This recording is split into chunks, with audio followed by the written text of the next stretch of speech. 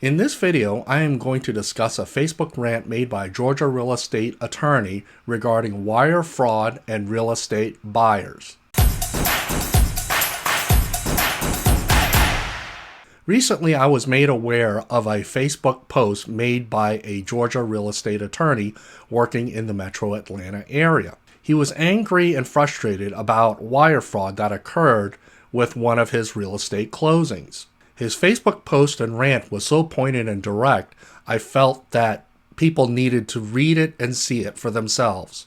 The point of sharing his message is that cyber fraud and wire fraud is alive and well today.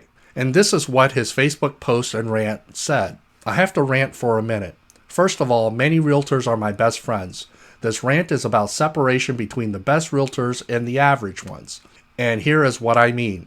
If your buyer gets to one day before closing and claims to know nothing about the dangers of wire fraud, you as their realtor have absolutely failed them, 100%.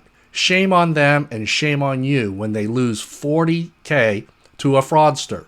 Yeah, this happened to us today, and unfortunately, the fix was in before we could really even get in there and do much about it.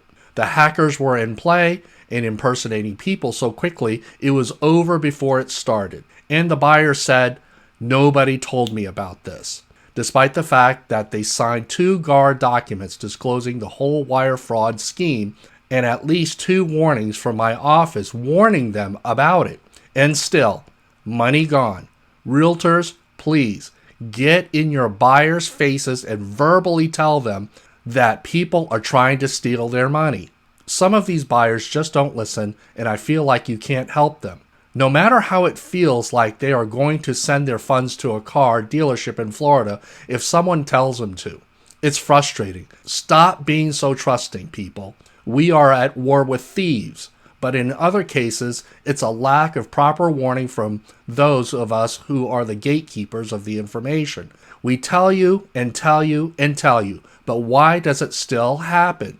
I will sit in a dark room tonight and mourn the fact that someone lost money, and although it was not my fault and there was nothing I could do to prevent it, I'm wrecked over the idea, wondering if we as an industry of professionals can continue to do more and more to warn people about these coward thieves. Thousands of miles away, stealing the savings of middle Americans with no risks through the wires. It eats my gut worrying about this. Now, he wrote a lot in this Facebook post, so I want to break it down a little bit to the finer points of what he was trying to say. What he's saying is many real estate buyers are very excited and they are very eager to buy their homes. So because of this eagerness, they don't necessarily take the precautions that they normally would. After all, buying a home is not an everyday occurrence. For people who work in the real estate industry, buying and selling is a normal course of doing business, but for their clients, it's a transaction made very infrequently. This real estate attorney was very frustrated because of what the buyers had told them, that they were never told about the possibility of wire fraud. Now, we're taking his word for it. We really don't know if the buyers were or were not told about the potential for wire fraud. But this Georgia real estate attorney made an excellent point. There are, in fact, 2 separate documents that real estate buyers have to sign if they're working with a realtor or a real estate agent, that they acknowledge there is a possibility of cyber fraud.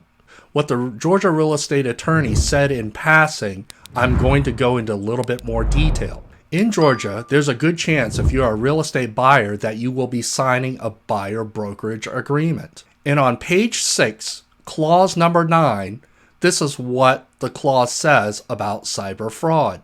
Warning to buyers and sellers, beware of cyber fraud. It's all in caps. Fraudulent emails attempting to get the buyer and or seller to wire money to criminal computer hackers are increasingly common in real estate transactions. Specifically, criminals are impersonating the online identity of the actual mortgage lender, closing attorney, real estate broker, or other person or companies involved in the real estate transaction. In that role, the criminals send fake wiring instructions attempting to trick buyers and or sellers into wiring them money related to the real estate transaction, including, for example, the buyer's earnest money, the cash needed for the buyer to close, and or the seller's proceeds from the closing.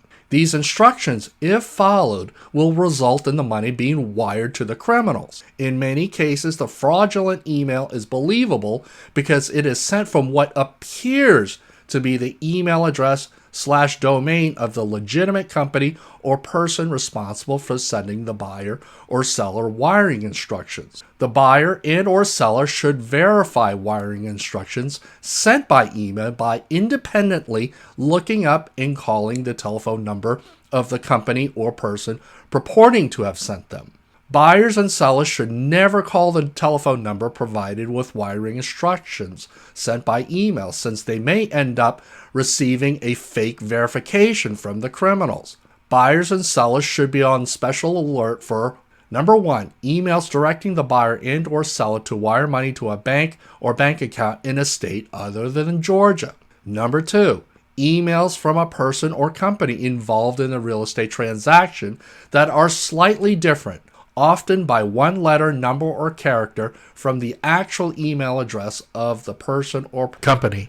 The same clause also appears on page 7, clause 6 of the purchase and sales agreement. To make it more simple, whatever instructions you get by email, you don't take it at face value. The clause recommends that you do an independent search for a phone number and contact to verify the instructions. Generally, a red flag will occur when there is a last-minute change.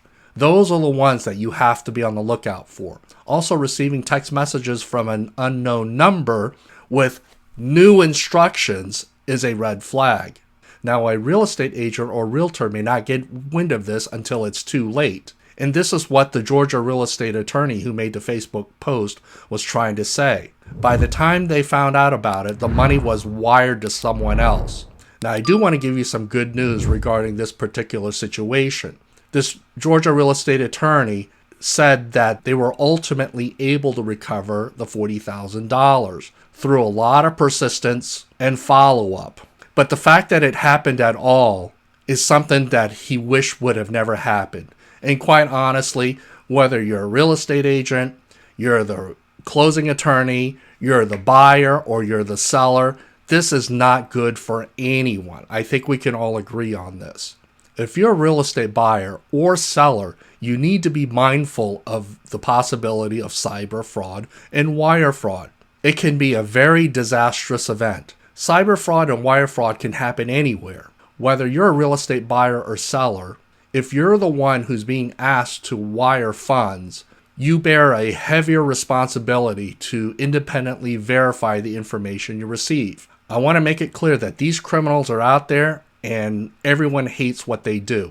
But unfortunately, they are out there. The best that we can do is to take precautions and not be a victim. Thank you for taking the time to watch this video. If you like this video, please hit the like button and subscribe to this channel. And while you're at it, take a look at these videos that I've recommended for you. Again, thank you for watching, and I will see you in my next video.